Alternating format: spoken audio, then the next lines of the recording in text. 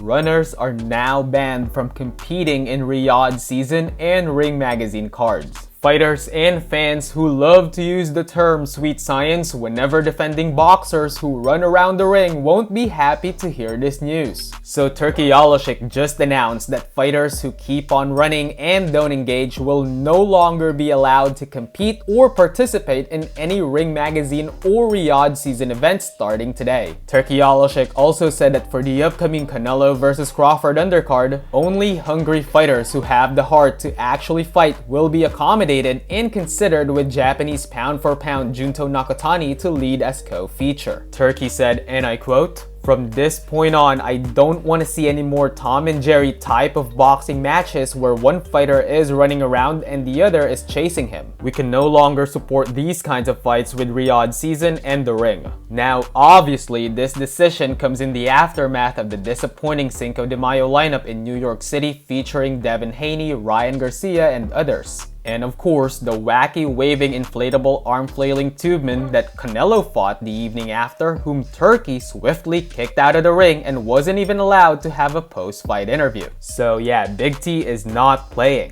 Anyway, so now that runners are officially banned from competing in any fight card involving Turki Alashik, it looks like fighters who currently have existing deals with Turki will be subject to evaluation in their next fight, which of course Stevenson being the first one in line this July, along with everybody in that card, and most likely Devin Haney as well in his next fight. And if they don't deliver, then their contracts may possibly be terminated. Now, this crackdown may also result in fighters caring less about being undefeated and focus more on being entertaining and actually fighting in order to get paid accordingly. Basically, what Big T is saying is that if you're not fighting, I'm not paying, and if you run around, then you're fired. It's also worth noting that when Turki said that he will prioritize less mainstream boxers with the focus being shifted to hungry fighters who actually fight, one can assume that this is also because he's tired of the attitude of these mainstream undefeated fighters who engage more on Twitter and not inside the ring.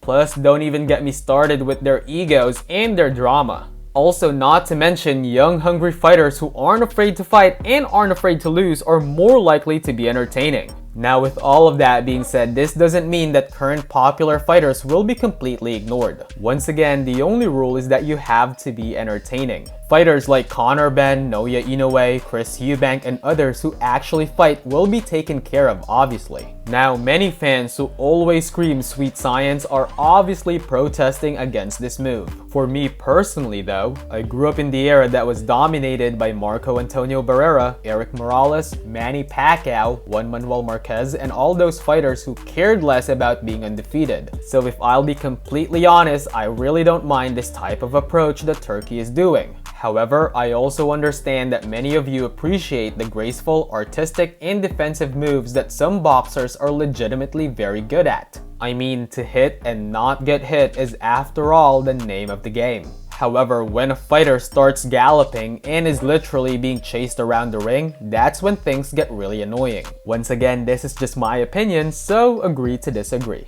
But what about you? What are your thoughts about this? Let me know in the comments section. Thank you so much for watching, and as always, please don't forget to click that like and subscribe button for more quick talks.